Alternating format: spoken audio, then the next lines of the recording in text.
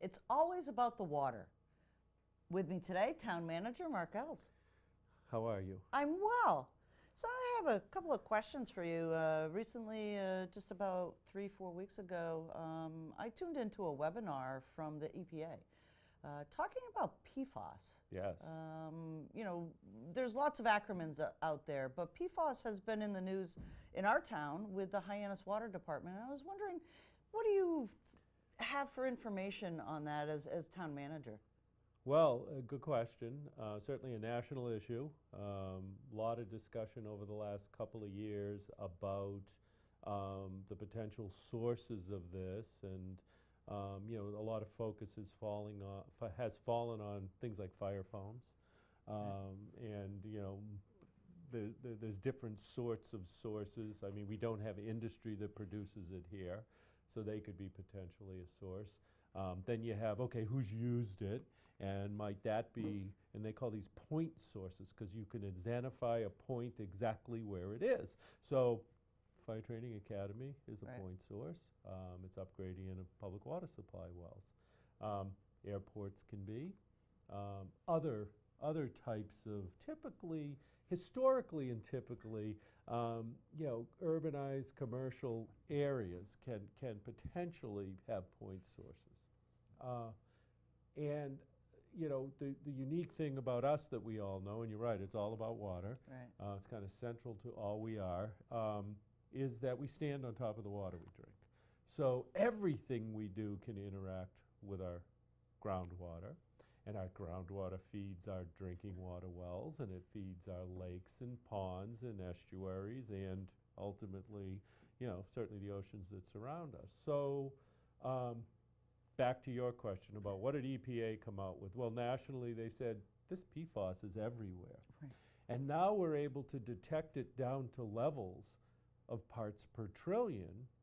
And on the public health side, nationally, we're looking at, well, if this is in the environment, is there risk associated with it? And they are saying, yes, there is.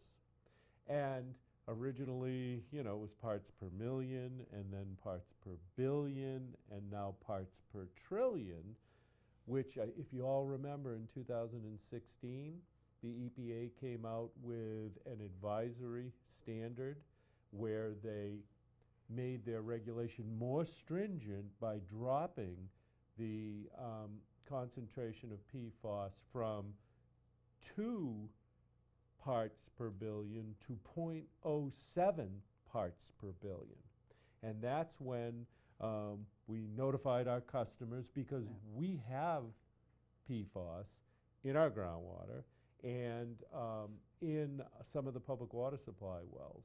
And so what we did, and specifically in Hyannis, and specifically downgradient of the Fire Training Academy and the airport area. So since then, we've put in place several action items, and we've put filters on the Mary Dunn wells, which are the wells closest to the Fire Training Academy. And we have no detection any longer. So what's coming out of there is clean. Those are active, working, clean. The Mar wells, which are further down, kind of near the intersection of 28 and Willow Street. Yep. We are going out to bid to put the filters on those. Now, interestingly, initially we thought, well, good, we'll jump with the technology. We've already designed it. We know what it is. We're running it, and we'll just go right down to the Mar wells. But when we got down to the Mar wells and looked at the different, what we were dealing with water quality there, we found that it's just not transferable. And so we had to design another filter system, which is done. Right. And we're going out to bid for that, and that'll be installed on that system. That's actually a high-yield well field, so that'll be in place. We put in interconnects with the town of Yarmouth and the town, and COMM, our abutting, Centerville, Osterville, Marston's Mills water. And we have been actively running the Yarmouth connection and intermittently running with COMM So that's been great. We've got those interconnects. And we're always in discussion with all the water districts in town, but certainly with Barnstable, because they abut us to the north. We haven't done a formal interconnect there, though. So what's going on with EPA? We've been watching this. We've been talking in public regularly about, there's a lot of focus, if you jump over to the wastewater side, on nutrient loading to coastal embayments. Certainly a priority for us. But we have been saying very quickly this issue of emerging contaminants, PFAS being one of the first. Right. I mean, I know there's a list of about 80 they're looking at. They're all of concern. And I think that there's hundreds that, possibly more, that are out there. And I know that from a public health standpoint and a research standpoint, they're looking at any and all at this point. So we know this is progressing. We know this challenge of standing on top of the water you drink and living there and doing business there, and then withdrawing that water for whatever purpose, but in this case, drinking water, creates a real management challenge. And so that's what we have in Hyannis. So we were able to, when they dropped the standard from the two parts per billion to the 0.07, we adjusted the system and we're managing that, and we're completely compliant with the advisory. They haven't adopted a drinking water standard. Correct. So, I mean, we could have taken the position, even though you can't explain saying to your resident, well, it's in there, but don't worry about it. Right. You can't do that. I mean, public health is our priority. And so we didn't do that, and we managed it appropriately. Now what was discussed by EPA is establishing national standards for this in drinking water. And they said they're going to come out with a plan by the end of the year. What the state of Massachusetts is doing, I was actually in Boston yesterday speaking.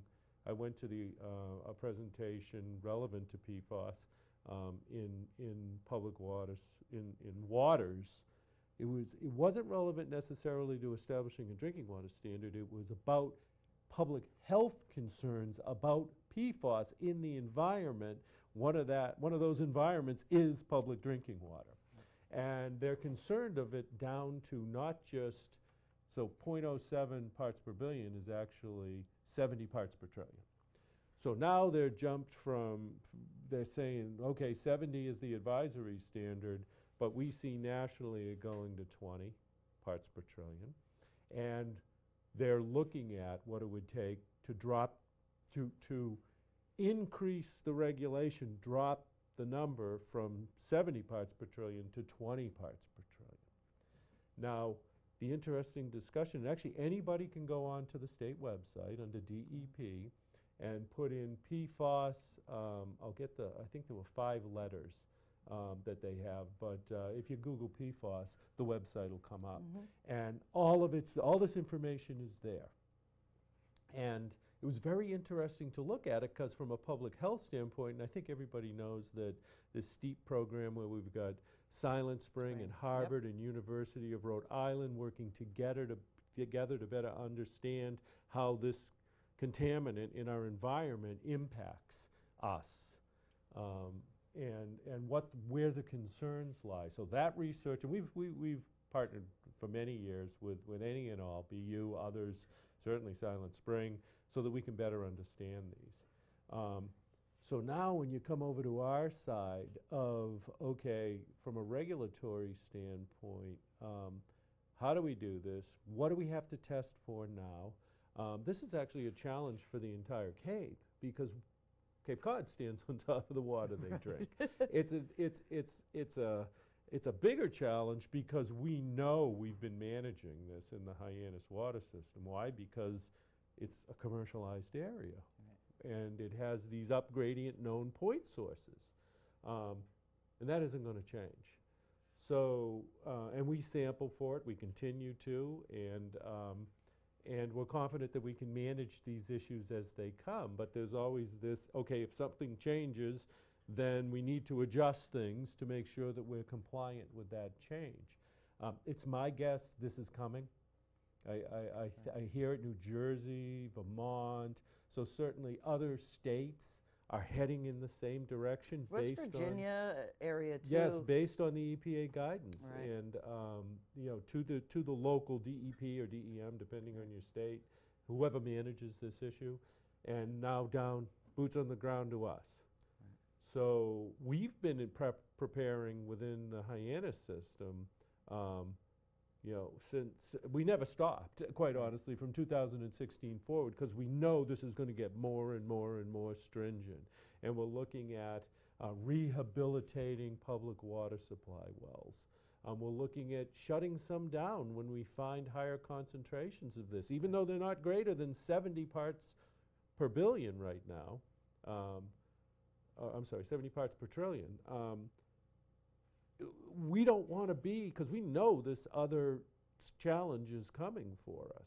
And so we've got filters planned for some of them. We'll probably, you'll hear us next town council meeting asking for the design money at another well field we have, more on the west side of the system, so that we can start planning for a filter there, because we know we have the same challenge there that we have in the Mar wells. And so we are preparing so that we can, when a drinking water standard is established, which takes a little time Right. for the state to do that, and then they give you time to become compliant with the standard. But when that all happens, we want to be ready. And we don't want to be ready, we want it done. Right. And we've actually upped our ability to use water from Yarmouth and COMM.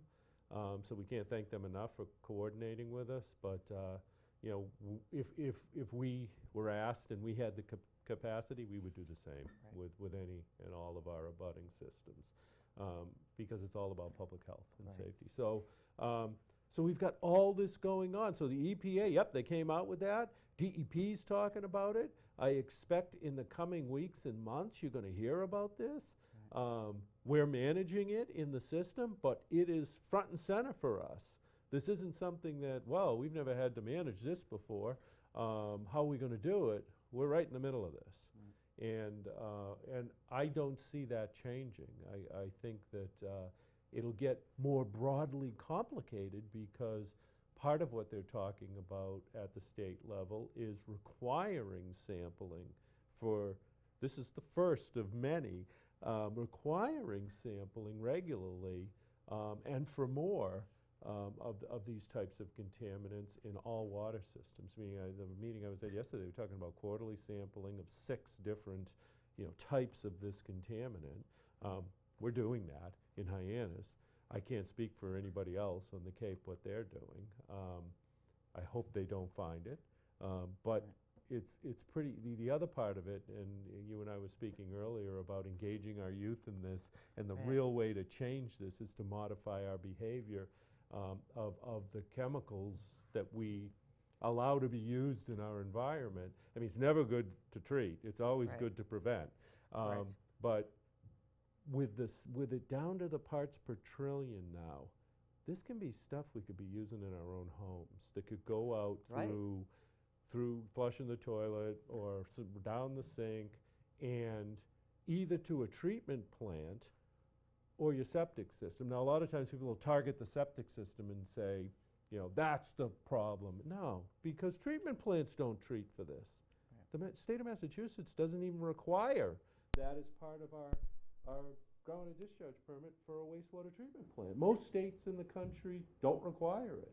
And when they do, it's a very broad requirement. And what you begin to find out about each of these contaminants, like I talked about the difference between the Mary Dunn wells and the Mar wells, you need different types of filtering systems. It isn't just, oh, well, put it on there, this one, and it'll do it all. No, that's not the way it works.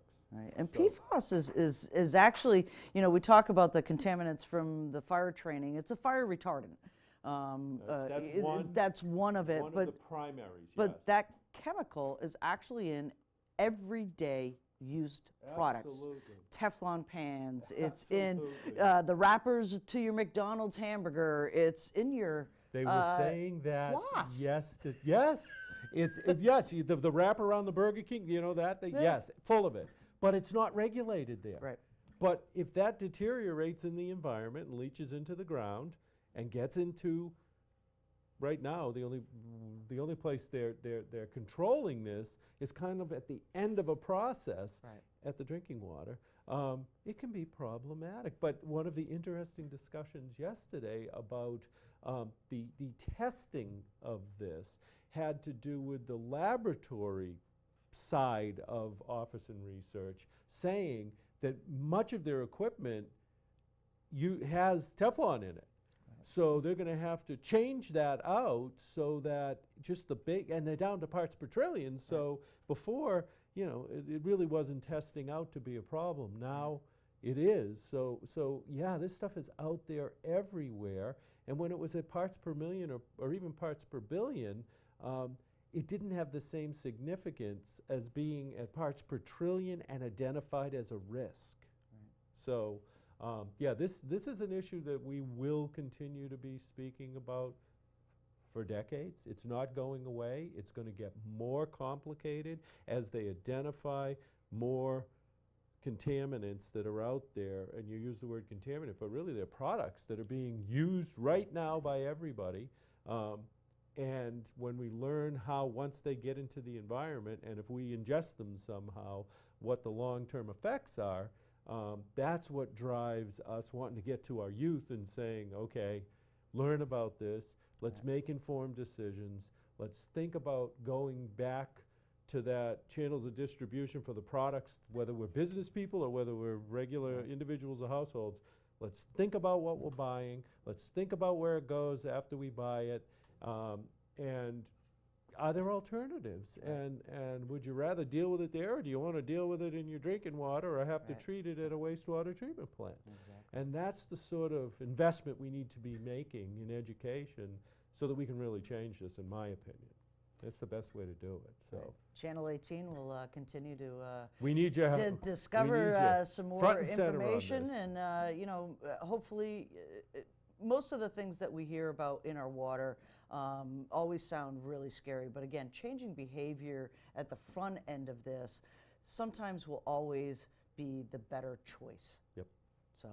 And we'll be there to manage every single step of the way, and we'll be there to provide support and protect public safety. And you know, again, that's why we're here. So stay tuned. Excellent. Thanks so much, Mark. Thank you for having me.